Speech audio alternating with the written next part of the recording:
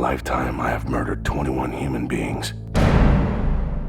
I've committed thousands of burglaries, robberies, larcenies, arsons, and last but not least, I've committed sodomy on more than 1,000 male human beings. For all of these things, I am not the least bit sorry. I have no conscience, so that does not worry me. I don't believe in man, God, nor devil. I hate the whole damn human race, including myself.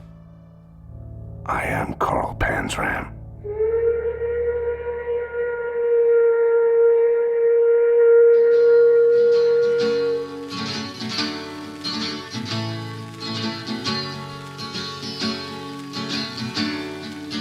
I was just born bad, as bad as I could be.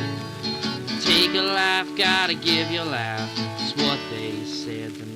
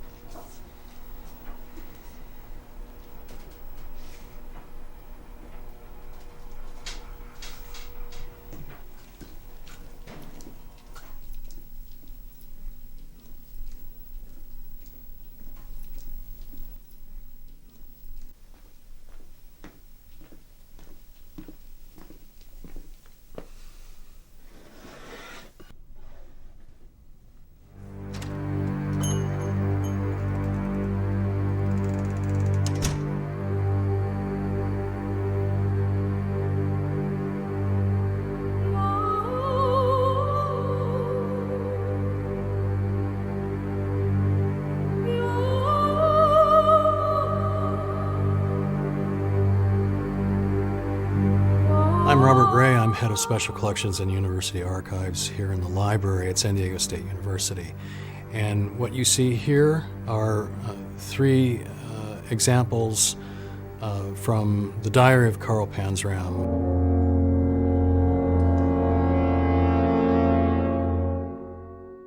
Panzram was arrested for a housebreaking charge, relatively minor.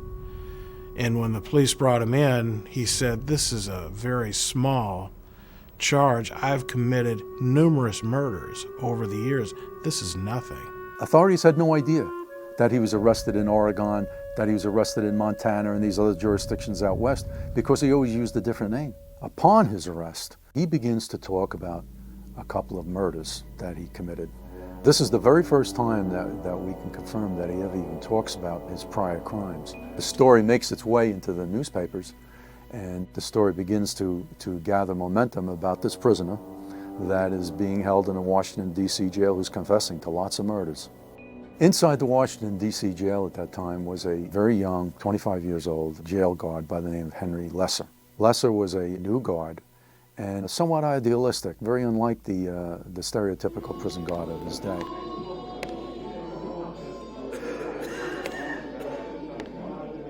I found out he was alive and he'd been Panzram's guard. That's all I knew. Today we're going to be interviewing a very unique individual, Mr. Henry Lesser, who was the guard to Carl Panzram, the most renowned murderer in his time. He was a husky man. He walked with a limp. After I was in jail a short time, I happened to hear that there was a prisoner in the South Wing where I was working at that time who seemed to be a very interesting person. And the first opportunity, I went past his cell and got talking to him.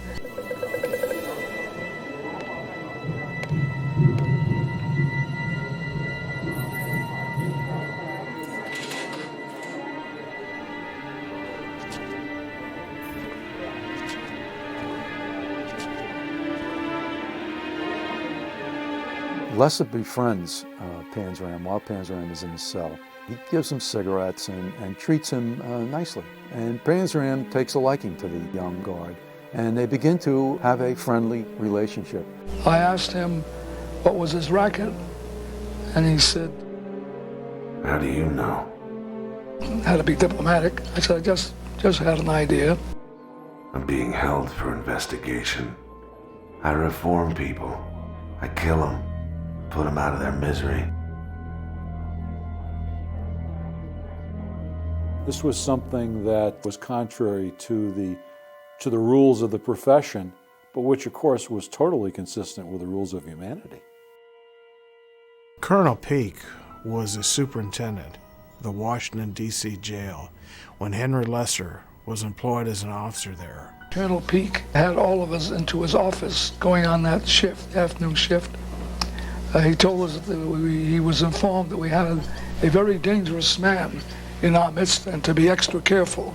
The guards come into the cell just to take a look because they know of his previous escape attempts, and they find that some of the bars were loose.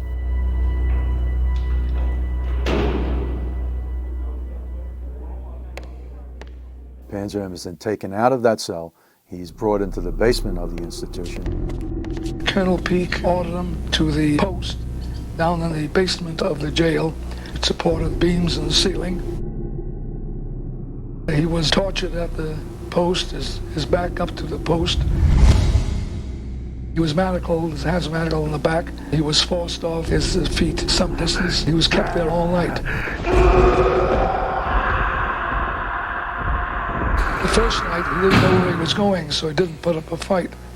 But the second night he knew, and he fought.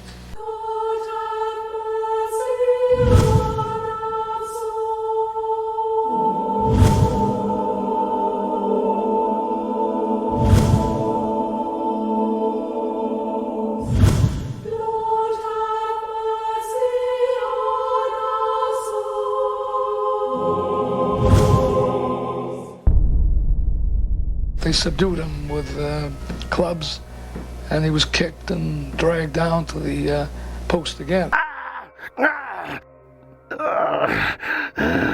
The D.C. jail, where Panzram was tortured, was a jail where slaves had been tortured 100 years earlier. It was something that had to be conducted in the most subterranean part of the institution, and something that people were really ashamed of. Next morning, after the second night, I came to work, and I was told by the head tiersman, the prisoner, who had charge of selling the men as they came in. I was told about the torture of Panzram, and I almost hit the ceiling. I was greatly distressed about it. I felt he was a man in the clutches of the law, and they had no right to do what they did to him, even though he was a murderer and so on. And I told the tiersman to take $1 into him because I knew he had no money, and they always had a canteen where you could buy smokes, sweet stuff, and so on.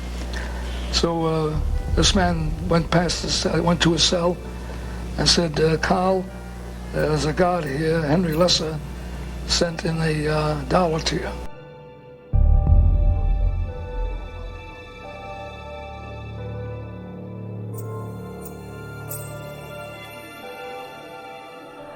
What? Card sending me $1? The hell are you trying to do, kid me? Christ's sakes, a card interested in me sending me $1. Cut it out, will you?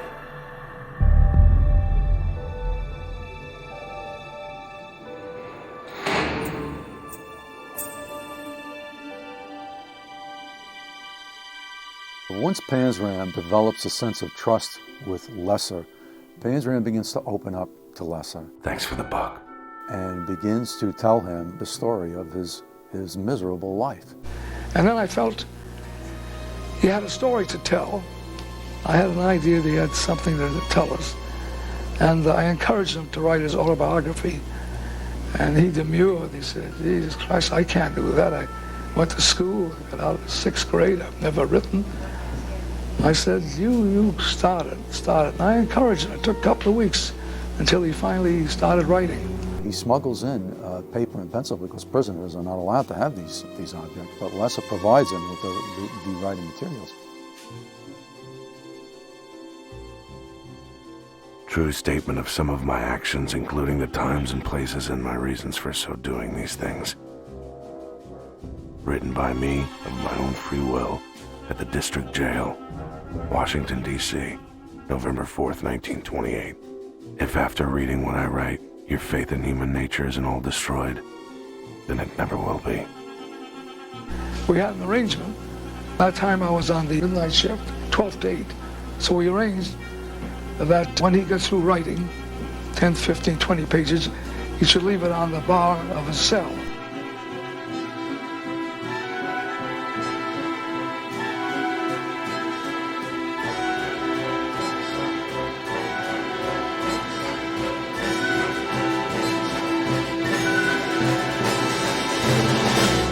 And I started reading this, and it wasn't more than a week, 10 days, but I felt I had something worthwhile. It was an honest attempt on Panzram's part to tell a story. Society should know his part of it. I want society to know my side of the story. Even if only one man reads it, suits me. Lesser was probably thinking that it may be an example for people to understand what makes somebody like Panzram. Eventually, Panzram wrote about 40,000 words. I was born a normal human being. I was born on a small farm in Minnesota. My parents were of German descent, hardworking, ignorant, and poor. The rest of the family consisted of 5 brothers and 1 sister. My father and mother split up when I was about 7 or 8 years old. The old man pulled out one day and disappeared. This left my mother with a family of 6 and a small, worked-out farm. He already had that kind of temperament where he was resentful and reactive, so he's probably going to go up against his mother's authority, and he doesn't like it. He got attention, but it was negative attention. And that's the sad part of this thing, because infants born healthy that are nurtured will not grow up to hurt other people. Fact. He had 5 brothers, I think, and a sister. None of them came forward to say, yeah, this was a really bad situation, we were all abused, and in fact, they seem to have grown up and become okay. When I was a boy, 6 or 7 years old, I always had trouble with my ears, always aching and running with matter. My people were too poor to have me in a hospital, so I was operated on in our own home, in the kitchen table. This was a mastoid operation behind my left ear. It could certainly have affected him if you had any kind of brain damage or unbalanced brain chemistry or something like that.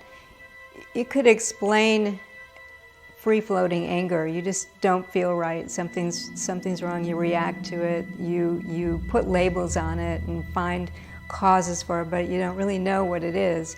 It's just a complete sense of things not being right. He broke into a neighbor's house And stole everything that to my eyes had the most value. Those things were some apples, some cake, and a great big pistol.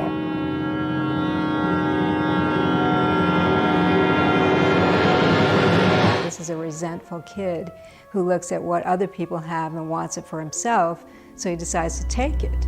That's not necessarily a product of abuse, that's just his own personality.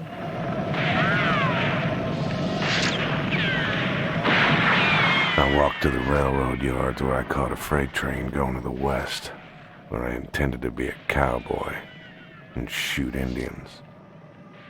It wasn't that long before his birth, 40 years before, that there had been tremendous massacres of Indians by settlers and settlers by Indians. Genocidal Indian wars had gone on, and there was tremendous racism toward Indians. This may have contributed to his talk about going out and playing cowboys and Indians and shooting Indians, because many young people at that time were really trained, conditioned to think in terms of killing Indians. It's more than 20 years ago. but I've been a cowboy since. I was caught, brought back home, and beaten half to death, then sent to jail. From there, the Minnesota State Training School at Red Wing, Minnesota. Right there and then, I began to learn about man's inhumanity to man. We're looking at punishment slips, some other records, a statistical record book regarding Charles Panzram, who was an inmate, 12 years old at the time, of the Minnesota State Training School. According to the record book, his relations with his parents was quarrelsome. His environment's defined as bad, and then the character of his associates, that's described as bad as well. Trying to determine what's fact or fiction with him is very difficult. But he did say that he had a mastoid infection behind his left ear, and he had an operation. And when you look at the record book, there's a line for special marks and scars. There is a notation that says he has a scar behind the left ear.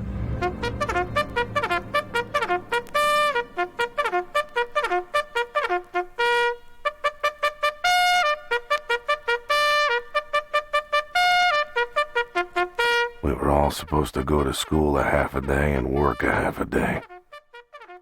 These were institutions that had been devised in capitalist society to train people for the industrial system, to train them to become good industrial workers, to be obedient, to be silent, to perform the tasks that were needed by industry.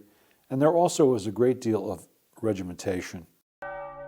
And the rest of the time, learn how to love Jesus and be good boys. Yeah, like they said that Jesus was the Son of God, and maybe Panzram was the son of the devil.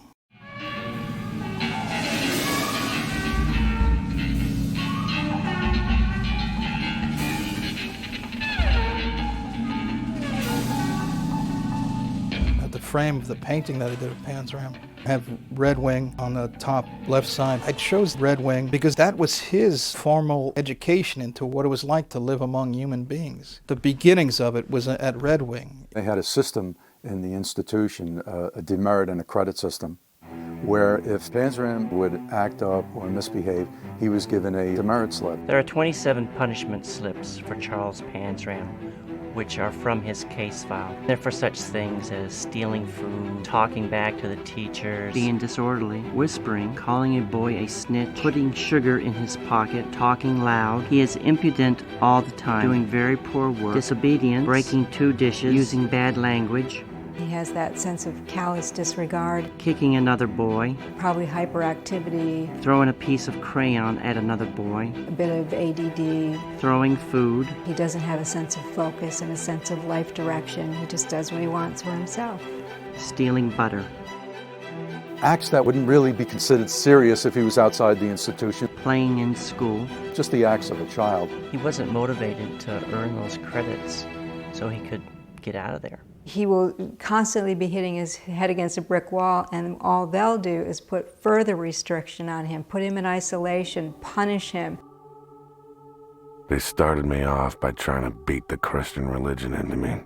The consequences were that the more they beat and whipped me, the more I hated them and their damn religion. Aren't we the same country that praises the Judeo-Christian ethos, the ethic, that we are Christians and we want to help people, we want to work with people? Well, we're sure not showing it.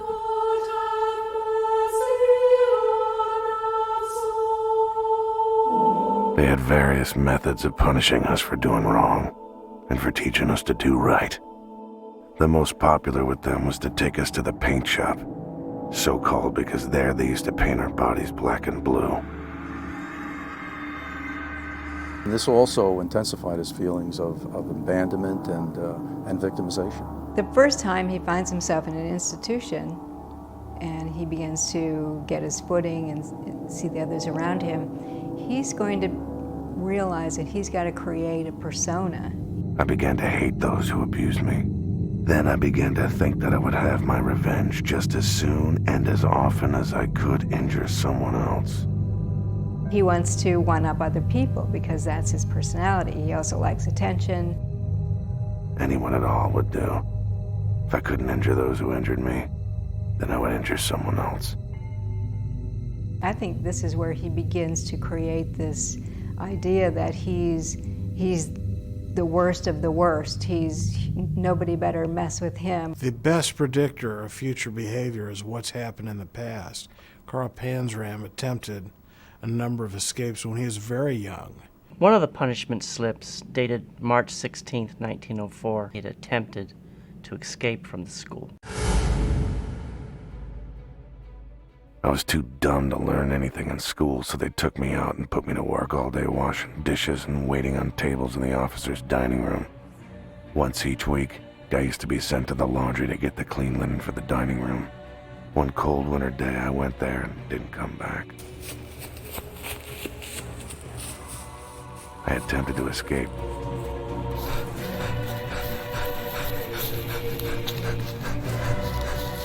But got caught, brought back, damn near beaten to death. After fully investigating the above report, I would recommend that he has a spanking. You can only imagine what their spankings were like.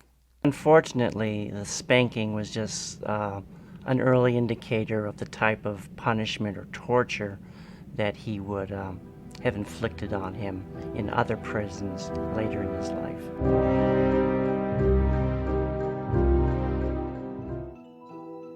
I began to try to figure out some other way to punish those who punished me. The only thing I could figure out to do was to burn down the building in which the paint shop was located. This I did.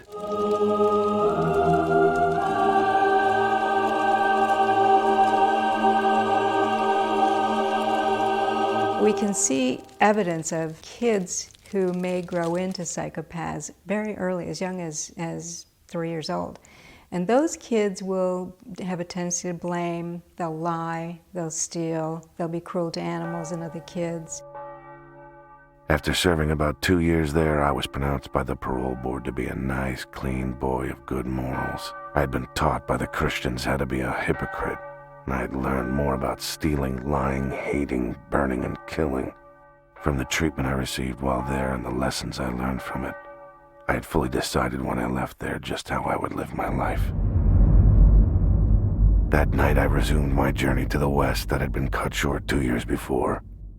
I was about 13 or 14 years old at the time. I started out a hobo and soon learned how to ride freight trains and passenger trains, inside and out, without paying my fare. One experience that I had during that time I never forgot, and it had a direct bearing on a lot of actions later in life.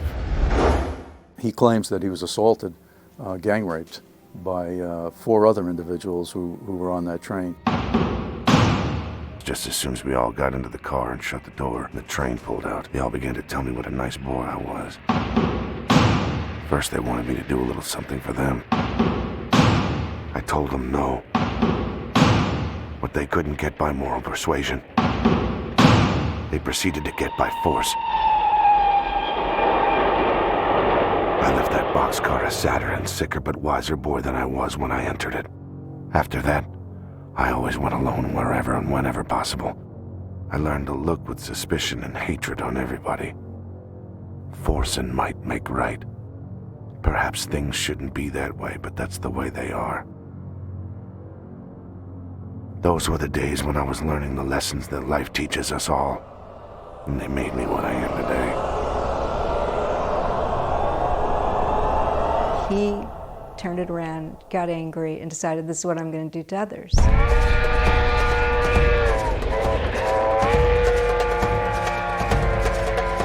Another lesson I learned at that time was there were a lot of very nice things in this world. Among them were whiskey and sodomy. When he did leave home and found out pretty quickly by riding the rails that he was a vulnerable person, he saw the way to dominate others was through rape or beating someone up, and so he set himself to do that. And those are the people who were available men and boys. It wasn't women or girls riding the rails, it was men and boys. So clearly his early patterns of dominance were set right there. Whenever I met one who wasn't too rusty looking, I would make him raise his hands and drop his pants. I rode him old and young, tall and short, white and black. It made no difference to me at all except that they were human beings.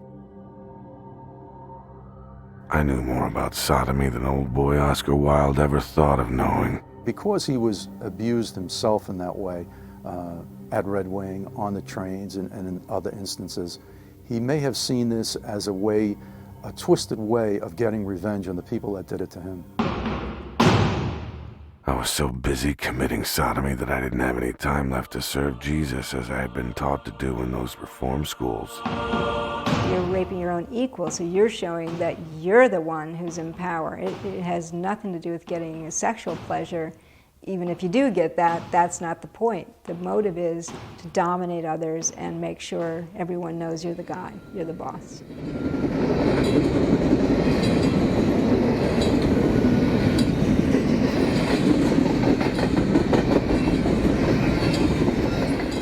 While he's in the city of Helena, Montana, he's 16 years old at that time, and he's in a bar, and an Army recruiter comes in and gives a speech about joining the Army. I joined the U.S. Army in 1906 at Helena, Montana, stationed at Fort Harrison in the 6th Regular U.S. Infantry and A Company. He lies about his age and joins the Army.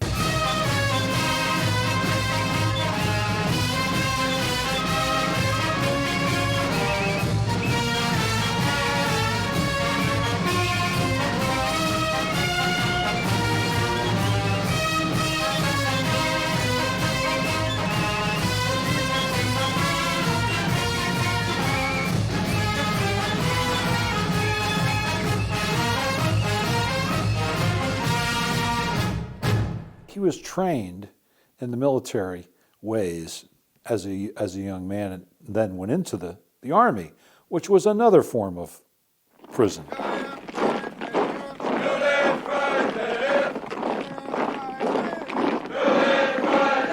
The regimentation of Army life does not fit in with Panzram's personality. He steals some property from the supply house. I was only in the Army a month or two when I got 3 years in the U.S. military prison at Fort Leavenworth, Kansas. My number was 1874 and my name was Carl Panzram. One of my tasks and punishments while there was to be shackled to a 50-pound iron ball for 6 months. My part was to load my iron ball, an 18-pound hammer, a pick and shovel, and a 6-foot iron crowbar all into a wheelbarrow and march behind the line of cons, 3 miles, out to the rock quarry, and there work for 8.5 hours in the hot Kansas sun busting big rocks. But all that treatment did one good thing for me. The harder they worked me, the stronger I got. I was discharged from that prison in 1910. I was the spirit of meanness personified. What recourse he had was to get out of Leavenworth. He was a young man, and reform. In theory, yes, it is that easy, in theory. He had already created a certain persona of this bad guy. 70% fail within 3 years. And now he's going to go act that out. He is a product of his psyche and his environment. I had not at this time got so that I hated myself. I only hated everybody else.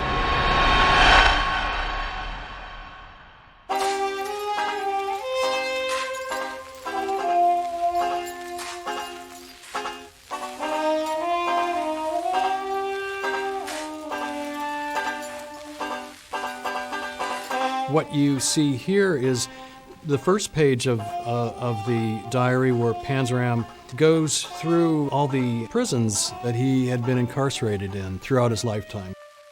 I've been in 2 reform schools, 7 big prisons, and hundreds of jails. None of them were any different from the others.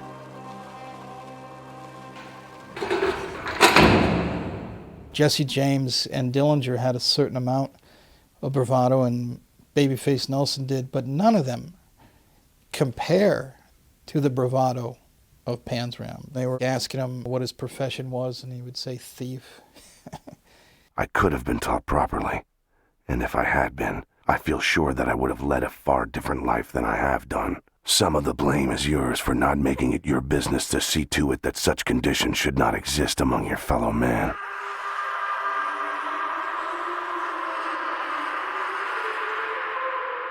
Torquemada, the chief inquisitor of the Spanish Inquisition, was known as the world's greatest torturer. The rack. The wheel. The red-hot irons to burn out the eyes. Pincers to pull off parts of the body. Fire to burn, and water to drown. But they were very crude compared to those in use today. During my 20 years in all the various prisons and jails I've been in, I've undergone every kind of abuse and punishment that the ingenious minds of many men could devise. In the United States, we are not aware that we have such a very long and rich and dark history of imprisonment.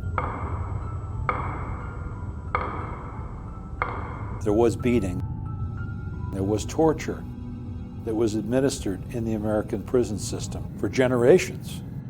These are all things that are not reflected at all in the textbooks, in the sanitized version of history of American prisons that we're all accustomed to. We like to forget the bad history, but we are a product of our history, as was Panzram. They kicked the hell out of me, put me in the cooler. Cold, dark, that was completely isolated in a prison within a prison within a prison. Confined to that kind of space, one gradually lost touch with reality. Panzram was subjected to this for long periods of time in many of the prisons. The more cooler you get, the more heat and hate there is generated in your heart. He's going to be the one who will attract the tougher, meaner guards who themselves are trying to prove something. He was constantly refusing to give in to the primary thing that the prison system was trying to do to him, which was to break his will. He maintained his will. He tried to maintain his dignity, twisted as it was, as he saw it. They stripped naked and chained us up to the door, and then turned the fire hose on us until we were black and blue, deaf and half blind. Many a man has paid for what those men done to me that Sunday morning. Panzram is tortured by the guards, who used several different methods to control the population. One is the snorting pole. When the lash begins to take away little bits of hide and the blood begins to run and the sucker begins to jerk and yelp, jump and snort. That's why it's called the snorting pole. If you ever get it, you'll snort the same as I did when I got it.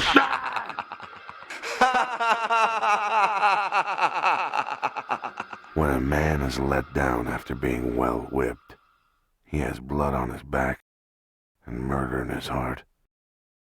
He's somebody who was very much produced by the prison system. And they are, after all, only convicts. They're only criminals, so what the hell? That attitude is what's sad. Back in the early 20th century, wardens were the kings of their own autonomous kingdom. They could do mostly whatever they wanted, and the inner workings of the institutions were not exposed to outside supervision. One of the things that he and others endured was something called the hummingbird. A device that would inflict the maximum of corporal punishment with the minimum of harm to himself and the most exquisite anguish on the victim. He was put in a steel bathtub. In his hands, he holds a common sponge. This sponge is connected to an electric battery by wires. He was wet down, given electric shock.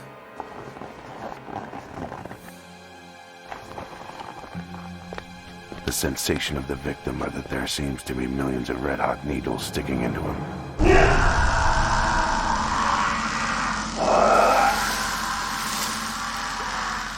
The agony is intense. This was something that started in the 1870s in Ohio. As soon as the battery was invented, there was somebody to use that battery to deliver this kind of demonic treatment to convicts. 2 or 3 minutes of this, and the victim is then already for either the grave or madhouse. You can appreciate through empathy why the guy was so angry, so outraged, because these are the people that you're trusting to look after you, to guide you, to punish you, but constructively, not destructively. To some extent, he's a logical product of the prison system, of a brutal prison system. But on the other hand, it's not the only possible product of the prison system. So while it's logical, it's not necessarily causal. If you think that you can stop crime by catching us, locking us up, punishing us by brutal treatment, hanging or electrocuting us, sterilizing or castrating us, then you are a fool for thinking that way. That only makes bad matters worse.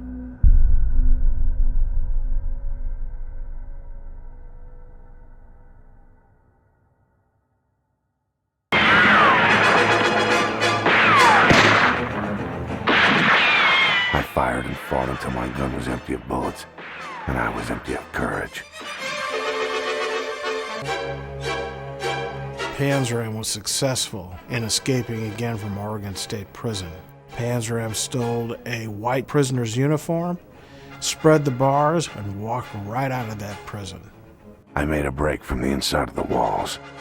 I still owe 14 years there. His ability to escape from prison was very remarkable. I've never seen anything like it. He was kind of the Houdini of outlaws. One time he broke into a prison to help a fellow convict break out. He was caught, but he did manage to get inside the prison. For all the misery and tortures that I have went through, I have made other men go through many times over. Only worse. After escaping from the state prison at Salem, Oregon in May 1918, I changed my name to John O'Leary, took out seamen's papers, passengers' passports, and went to South America, Europe, and Africa. For the next 5 years, I was in 31 different countries. I went up to New Haven, Connecticut. I robbed the home of someone in that place. I got about $40,000 worth of jewelry and Liberty bonds. The bonds were signed and registered with the name of W.H. Taft. William Taft, of course, was the former president of the United States who, after he left office, became a law professor at Yale University, and that's why he was living in New Haven, Connecticut. With that money, I bought a yacht, the Akista. After he purchases the boat, he lives on this boat in Long Island Sound for several months. Then I figured it would be a good plan to hire a few sailors to work for me. Get them out to my yacht, get them drunk, commit sodomy on them, rob them, and then kill them. My motto is, rob them all, rape them all, and kill them all.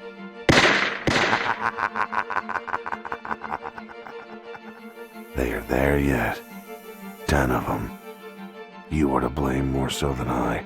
If you are going to go on teaching others as you have taught me, then you must suffer the same as I. Panzram is clearly a psychopath. Psychopaths tend to blame and not take responsibility for anything. He gets on a ship as a seaman and he sets sail for Africa. He gets a job with the Sinclair Oil Company. He comes across a small boy. He sexually assaults the boy and murders him. His brains were coming out of his ears when I left. He'll never be any deader. I went to town, bought a ticket on the Belgian steamer to Libido Bay down the coast. There, I hired a canoe. Panzram pulls out a gun and shoots all 6 men. I threw them overboard, and the crocodile soon finished what I had left of them. This lesson I was taught by others. Might makes right.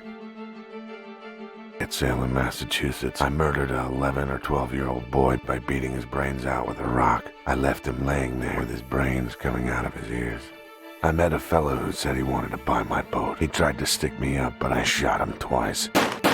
A few days later, I went to New Haven where I killed another boy. I committed a little more sodomy on him also, and then tied his belt around his neck and strangled him. Men made me what I am today.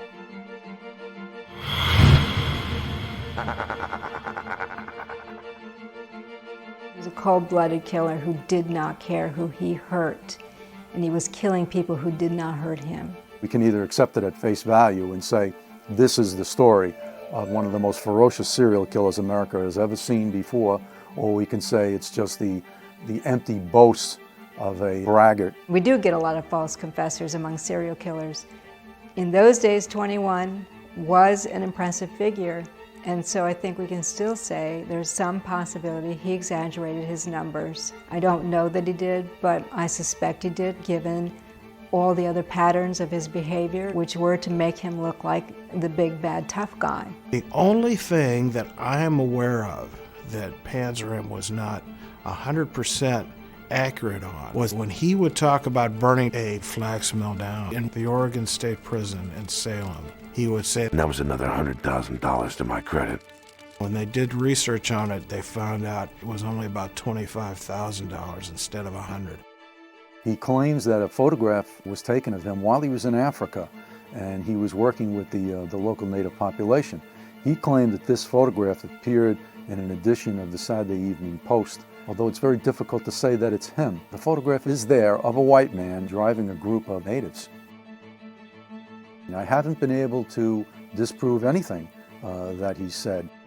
One night while he's in the village of Larchmont, he breaks into the local train station. A local police officer sees Panzram, who is armed with an axe. The officer manages to knock Panzram unconscious. He's arrested and charged with burglary. Panzram is sentenced to 5 years at Sing Sing prison.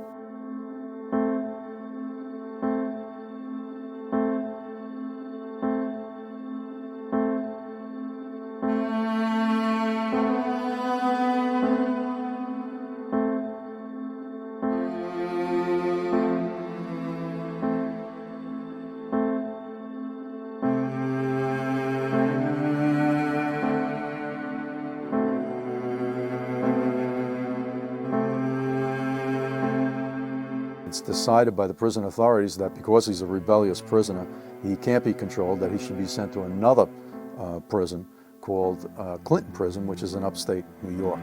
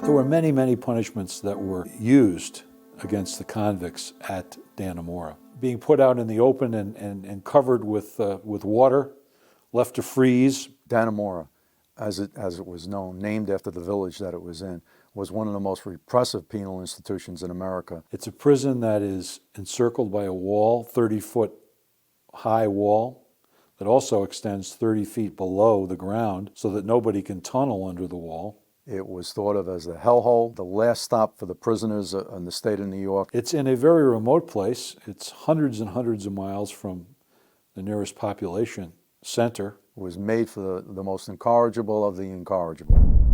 I was there only a few months when I made a time bomb and tried to burn down the shops.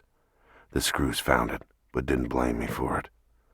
After about 6 months of this, I was feeling pretty hot, mad, and disgusted. I attempted to escape. He almost gets to the top of a 30-foot wall. Officers there still talk with reverence about what Carl Panzram attempted to do. He made a ladder out of fencing material, and the ladder broke under his weight. I fell about 30 feet onto a concrete walk, breaking both of my ankles, both of my legs, fracturing my spine and rupturing myself. In this condition, I was carried to the prison hospital where I lay 5 days and dumped into a cell without any medical or surgical attention whatever. That's going to be a message to others. Don't try this. This is what you'll get. My broken bones were not set. My ankles and legs were not put into a cast. In that condition, I was left for 8 months. Crawling around like a snake with a broken back, seething with hatred and a lust for revenge. There were many people who did die in the prison. They should have, for humanitarian reasons, certainly had him treated right away. The last 2 years and 4 months confined in isolation with nothing to do except brood upon what I thought was the wrongs that had been done to me. This went on for all of my 5 years, and the more they misused me, the more I was filled with the spirit of hatred and vengeance. I was so full of hate that there was no room in me for such feelings as love, pity, kindness, or honor or decency. I hated everybody I saw. He's unable to walk, his spinal injury gets worse, and as a result, he remains permanently crippled for the rest of his life. Panzram becomes even more embittered, if that's possible. I used to spend all of my time figuring out how I could murder the most people with the least harm or expense to myself. I'm writing it down with the fervent wish that someone may see it and make good use of it to decimate some of the excess population of this world. It was my intention to go to a place I had picked out at a railroad tunnel. I intended to have a large contact bomb in the middle of the tunnel fixed so that when the engine struck the obstruction, the bomb would explode.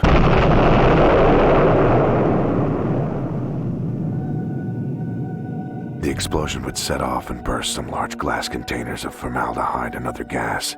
The gas fumes thus generated and let loose in the closed tunnel would in a very few minutes kill every living thing on the whole train in the tunnel. I would be stationed at the rear entrance to the tunnel behind a barricade and armed, ready to shoot down anyone who had life enough left to try to get out of the tunnel. As soon as I was assured that all were dead, would put on a gas mask, then enter the cars and rob the whole train. With unlimited funds in my hands, I then intended to steal millions of dollars and kill millions of people. This I intended to do by starting a war between England and the USA. Sounds fantastic, all right, but I am positive that I could and would have done it.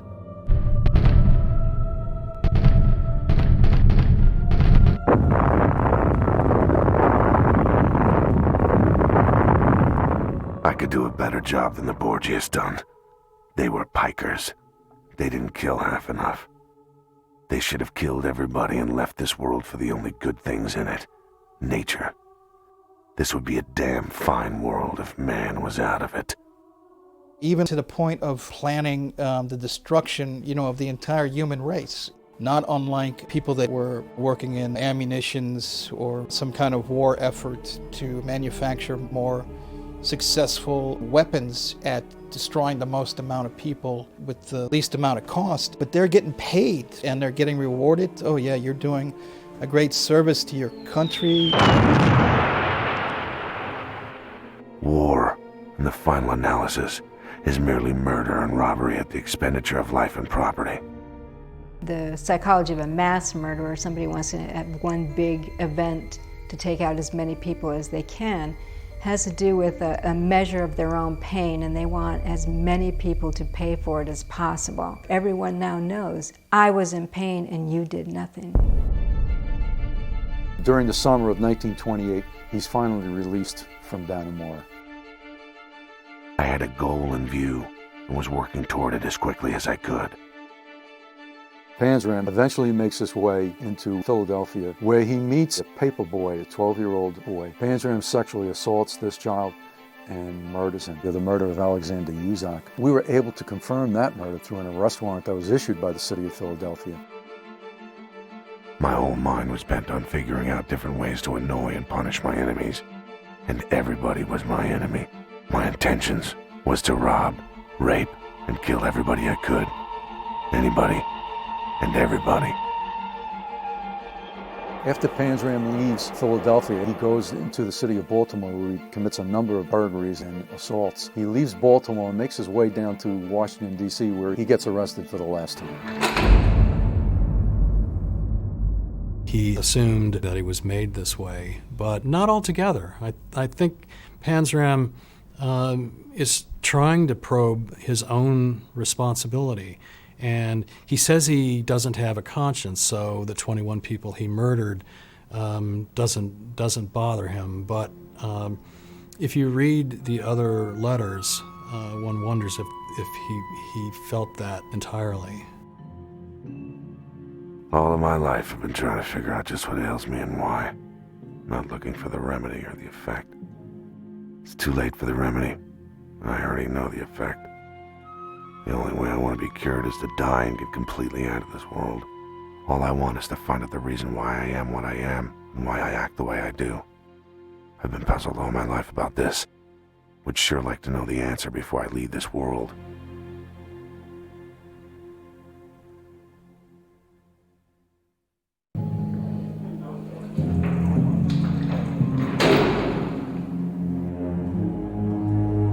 I went to examine the bars on the cell.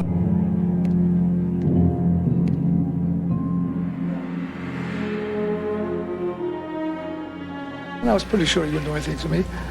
So he jumped up, see, after I got close to the bars.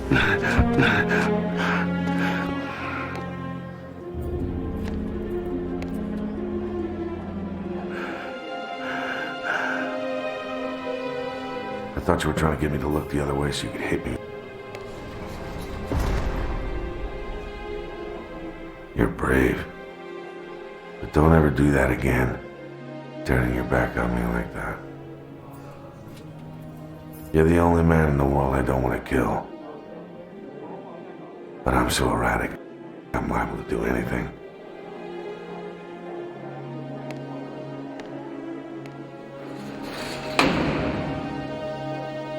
Panzram receives a sentence of 25 years to life at the Leavenworth prison back in Kansas. 25 years is an outrageous sentence for stealing a radio and some very inexpensive items.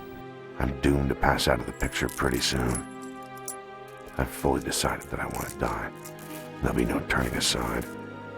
In some way, I shall surely accomplish my desire to die.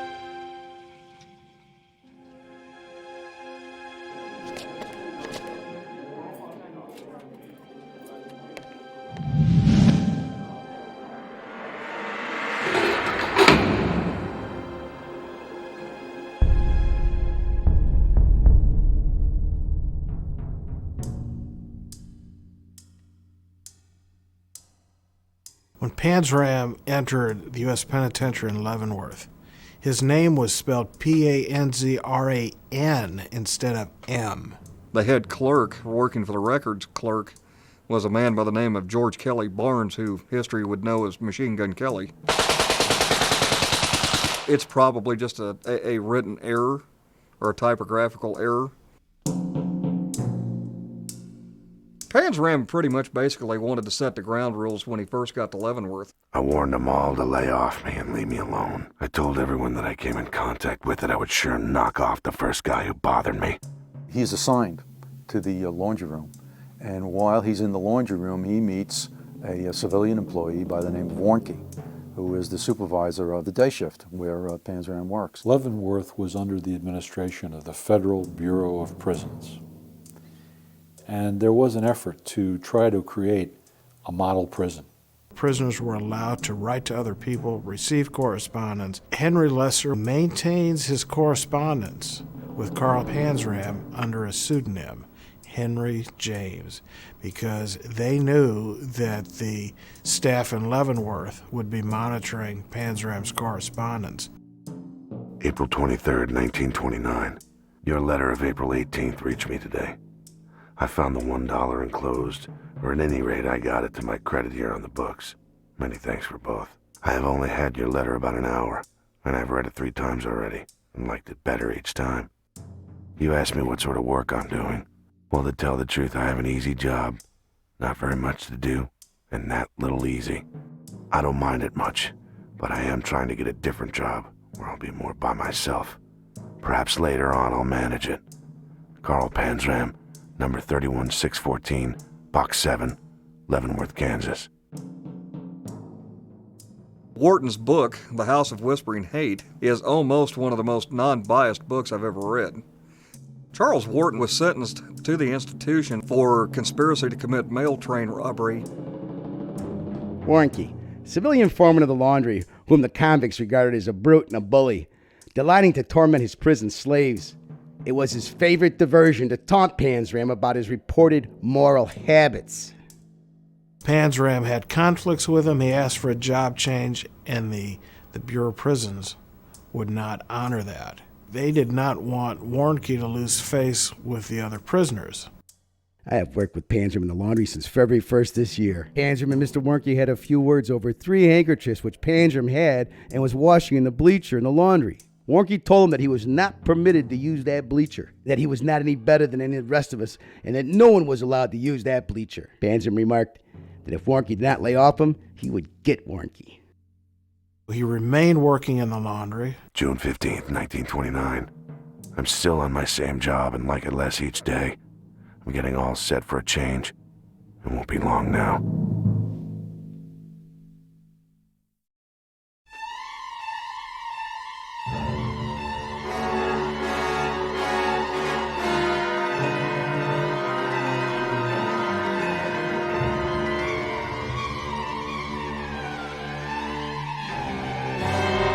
Panzram gets a steel bar that was in the laundry room, sneaks up behind Warnke and smashes the bar over the back of the man's head. Here's another one for you, you son of a bitch!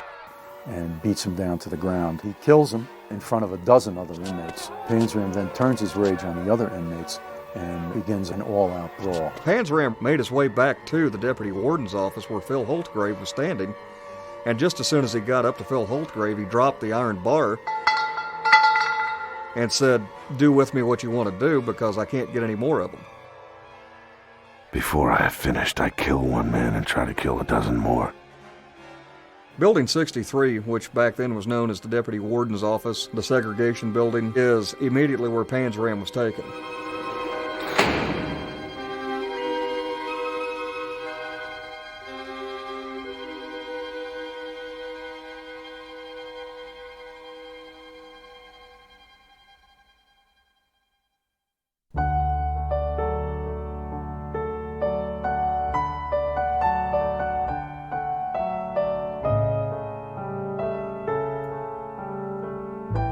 October 31st, 1929.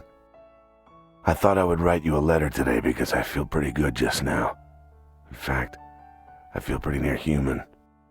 For several different reasons, here are a few. It's so long since I've been beaten or kicked around, chained up or knocked down that I have almost forgotten how it feels, but not quite. I still remember. Another reason is that I have just finished my supper, and man, what a feed. I started with bacon and eggs, candied sweet potatoes, bread and butter, stewed prunes, and 4 fresh pears. That's a sample of the meals we gather every day lately. After I finished throwing this feed into myself, I sat down to smoke and read the daily paper. In peace, quiet, and comfort. Now perhaps you will know why this letter is a bit different from some of the others I've written to you. I walk into a cell fully expecting to be chained up and beaten to death. But what happens? The exact reverse of that. No one lays a hand on me. No one abuses me in any way. I have been in the past 3 or 4 months trying to figure it out, and I have come to the conclusions that if in the beginning I had been treated as I am now, then there wouldn't have been quite so many people in this world that have been robbed, raped, and killed. And perhaps also very probably I wouldn't be where I am today. Maybe I am wrong though. I am too dumb to know what might have been, but I am not so dumb that I can't see a little way into the future. Not very far, but far enough to see the end of Carl Panzram. Compared to some other institutions that he had been in, it was a relatively progressive regime. At that point in time, you had Robert Stroud, who was occupying 2 cells in the cell house. Robert Stroud today is very famous as the Birdman of Alcatraz, even though he kept his birds at Leavenworth, and he kept them when he was there with Panzram. During his long imprisonment, Robert Stroud secretly wrote a book about the history of American prisons and the history of the federal prison system. Stroud wrote Looking Outward, A History of the United States Prison System, at Alcatraz Penitentiary, where he was had been transferred from Leavenworth Penitentiary. Stroud had written this manuscript. However, it was said that it had been confiscated by the federal prison authorities and destroyed. The director of the Bureau of Prisons said, "No, you can't publish these. These glorify crime. These contain pornography. These tell lies about prison officials." However, it was later revealed that a copy of it had actually been preserved. I got those 4 handwritten manuscripts, still have them. Stroud was in cell number 10. In that manuscript, he devoted a chapter to Panzram. Panzram was across the hallway in cell 13, so they were within earshot of each other. Segments of it have been obtained and consulted for use in this film.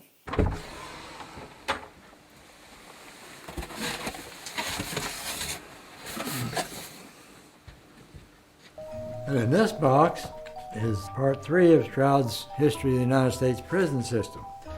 Here's chapter 19 of part 3 on Carl Panzram in Stroud's own handwriting. Panzram was put in number 13. He told of sea murders by the score. He varied the number of victims from 1 to 48. He told of boxcar murders by the hundreds, of boys he had met on the road, induced to catch trains with him, raped, strangled, and thrown out along the right-of-way. It was obvious to anyone listening who knew anything about such things that the stories were pure fiction. There is quite a lot of similarity between Carl Panzram and Robert Stroud. They managed somehow, after many, many years of deprivation, they somehow managed to leave something behind. Because Warnke was murdered inside a federal prison, the Federal Bureau of Investigation had jurisdictional authority on conducting the investigation, and they determined that Carl Panzram was writing to Henry James, who they verified as being Henry Lesser. Lesser was never chastised for his correspondence with Carl Panzram because he explained that he was writing to Panzram for criminology purposes. He's eventually brought to trial, and he is convicted of murder in the first degree. After his death sentence, while he's waiting in cell for the execution date, a local anti-death penalty group tried to intervene on his behalf, and without Panzram's cooperation or approval. Panzram contacted the group and said, "Look, don't help me. I choose to die here and now by being hanged by the neck until I am dead. I look forward to that as a real pleasure and a big relief to me." He wanted to die because he didn't want to stay in prison all his life. I prefer death before spending more years in prison. My belief is that life without liberty is not worth having. If you let him out, he didn't want to die. If you're going to keep him in prison, he wants to die. The only thanks you or your kind will ever get from me for your efforts in my behalf is that I wish you all had one neck and that I had my hands on it. June 5th, 1930. There's nothing I can do for you to repay you for the many favors you have done for me. For the vast majority that can be reached, you need to hire people like Henry Lesser, but you have to have a system that rewards that kind of person, and they don't. Henry Lesser, with very little training, knew to treat these people as human beings. I would like to be able to truthfully tell you that I do thank you, but this I cannot do, simply because there is no such thing as gratitude left in me. There was at one time, but that time is long gone. Gratitude is one of the many things that have been kicked out of me. I can and do truthfully wish you good luck.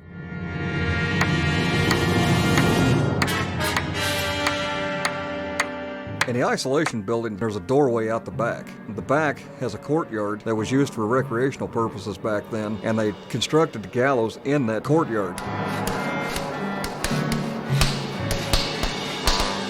Up to that point, the U.S. government hadn't really held an organized execution. This was a method of execution that was very much associated in the public mind with lynching. More people were lynched every year than were executed by the government. People of Kansas, as a result of various populist movements that went on beginning in the mid-19th century, elected not to carry out executions.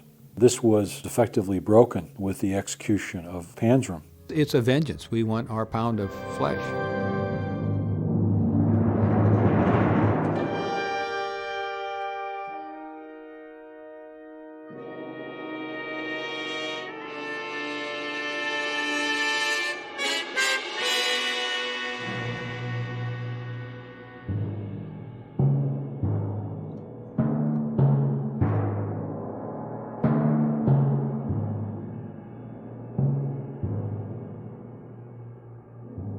Panzram sees two ministers standing there, immediately starts hissing and demanding that they be told to leave. I don't mind being hanged, but I don't want any preachers at my hanging. Like he did a lot of other times in his life, he took on a mood of bravado. If you don't run those Bible backs out, you're gonna have one hell of a time getting me out of this cell. And you're gonna have to fight every step of the way. I can't win, but I have nothing to lose either. Every man I get one of my hands on is going to a hospital. All right, let's get going. What in the hell are we stalling around for? Said Panzram, leading the procession down the hall, almost dragging his longer-legged attendants along like a bull on a leash. And the House Whispering Hate read this other prisoner's account, which proves the fact that it did happen the way he described. The people that were in authority in the prison had blocked off like all the windows so that the prisoners could not witness the execution. But, as he says here, but they forgot one window. It did not look directly down on the yard, yet it permitted a slanting view. Through it, we could see the gallows and the commencement of the ghastly death march. In that very last window in the parole dorm, which was what we called a dormitory when I first started to work there, that window was in perfect alignment with the courtyard where Panzram was executed. He perfectly describes the fact that all of the inmates were all jammed in that window watching, so probably it is an accurate account of what occurred at that execution. When he came out the back door, talking about Panzram, we saw him. 200 pounds of flesh, possessed of but one virtue, brute courage. He was less to be pitied than the ashen-faced officials, shrinking from the task they had in hand. There was no faltering in his step as he marched out of the door into the open courtyard. Then suddenly he bellowed, "Boo!" and whipped around to enjoy the fear he inspired. A frightful grin spreading over his face as everyone startled in alarm at the sound.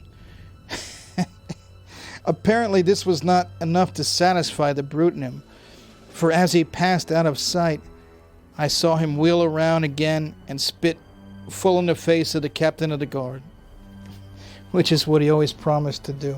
So he actually did it. He actually led the guards to go up the scaffold steps. He was first. Hurry it up, you. Hurry up, you bastard. I could kill 10 men while you're fooling around. Yeah, you Hoosier bastard. I could hang a dozen men while you're fooling around. Whether he said anything to the executioner is still up in the air. Hurry it up, you Hoosier bastard. I could hang a dozen men while you're fooling around.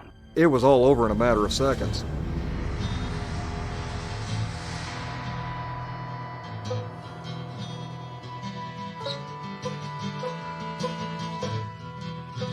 A lot of those grave markers in that cemetery are pretty much basically nothing more than a cement post that sticks approximately, I'd say, probably 6-8 inches above the ground.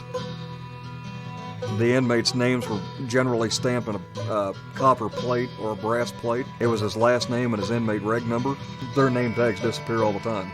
At Panzram's gravesite, there's actually just The stone post is sticking up above the ground. His grave is unmarked.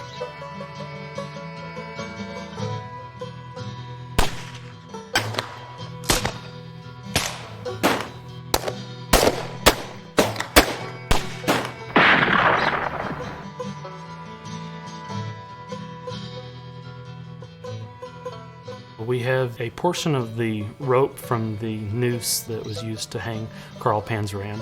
We also have the blindfold cloth that actually went over his eyes and the weighted black hood that was placed over Panzram's head before the noose was put around his neck. I don't want any Bible-backed hypocrites at my funeral. Run them out, and I will go out under my own power. I don't want to cause any trouble, for I'm as anxious to get it over with as you are. We also have a leather and chain harness here. It's on a metal frame for display, but this leather and chain harness was placed on Panzram, was used 6 different times in the Kansas City area. Merle Gill was a ballistics expert in the Kansas City area in the 1920s. He sold the noose, the hood, and the eye-band to the United States Marshals. We actually have invoices for those items. At some point later on, we don't know exactly when, they came back into Gill's collection. Merle Gill had been collecting firearms, and he turned that collection into a kind of a traveling museum. By 1948, he was broke. He sold his collection to Mr. Davis, and Mr. Davis put it all on display.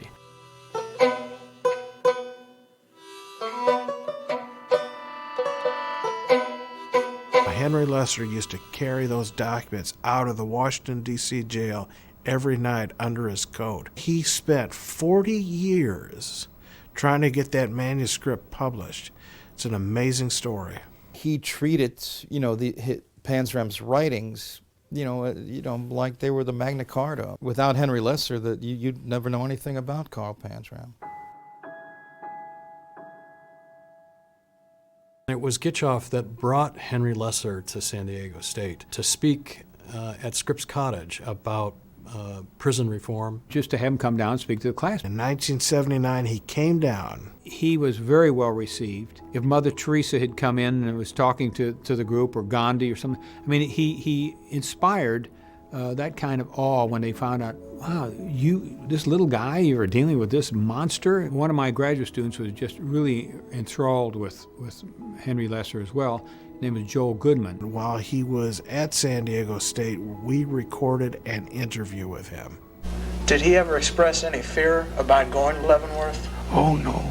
No, because he'd been quite a few maximum security prisons. The following year, in 1980, he decided to donate the original Panzram manuscript to the Special Collections Department of the library at San Diego State University. Did he express other emotions? Did he love anyone else? Could he get along with anyone else? I never said anything about his papers or him donating them or anything like that. It didn't even dawn on me, it didn't occur to me. And somewhere along the line, he made the offer, would you like the Panzram papers? And I said, well, sure, well, why not?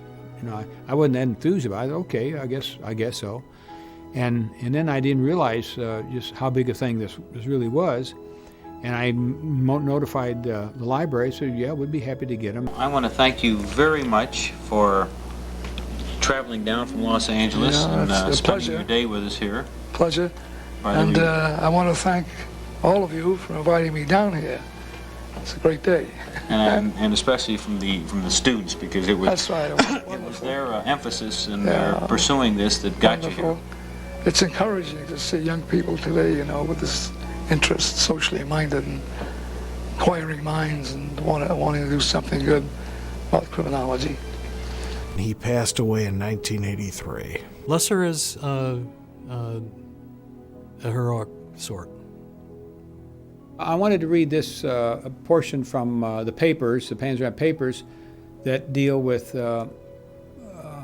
Panzram's view of the crime problem and where it begins and how to prevent it.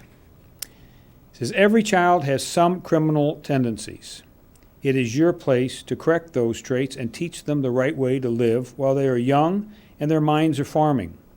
Then when they do reach the age of reason and action, it will be quite natural for them to live clean, upright, honorable lives.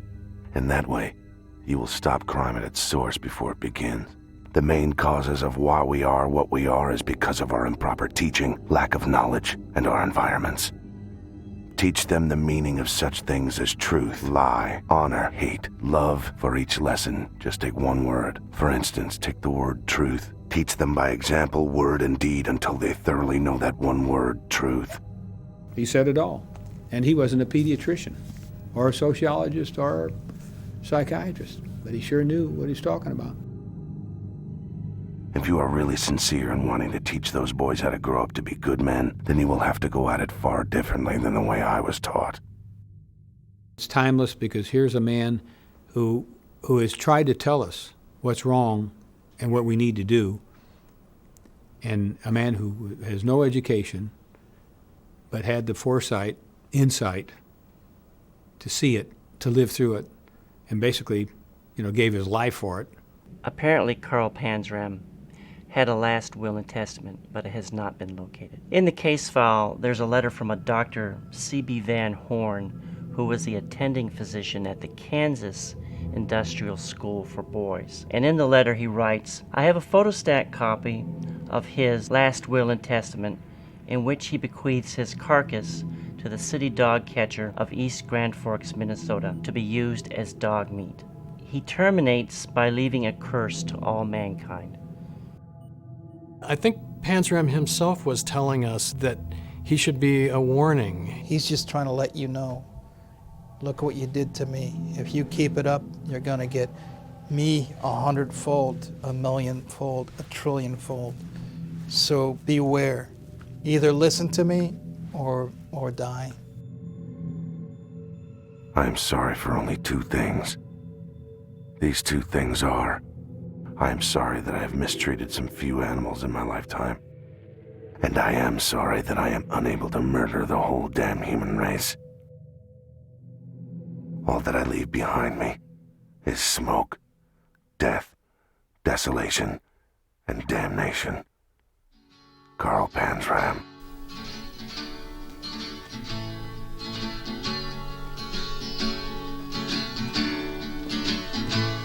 Well, it's just born bad. The bad come to me. Bad, the only thing I learned after a life of misery. Are they building up the gallows outside my prison cell? Did they tie the noose to hang me and send me back to hell? I was just 13, my first time out on parole. Jumped up on a boxcar and became a hobo.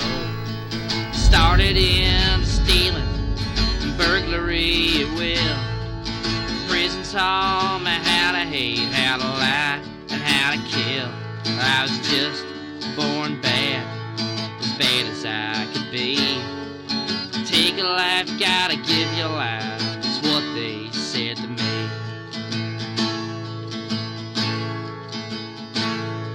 Stole a little money, bought myself a boat.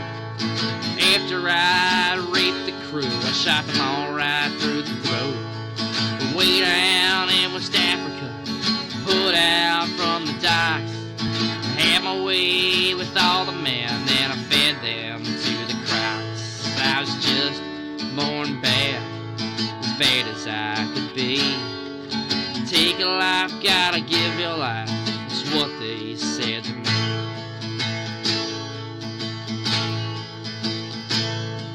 Stuck me in this prison. First thing that I did was wait for someone to bother me, and I killed the first one that did. Now they're building up a scaffold to lay me in the ground, but I could have hung a dozen men in the time they fooled around. I was just born bad, as bad as I could be. Take a life, gotta give your life, that's what they said to me. Yeah, I was just born bad, as bad as I could be. Take a life, gotta give your life, that's what they said to me.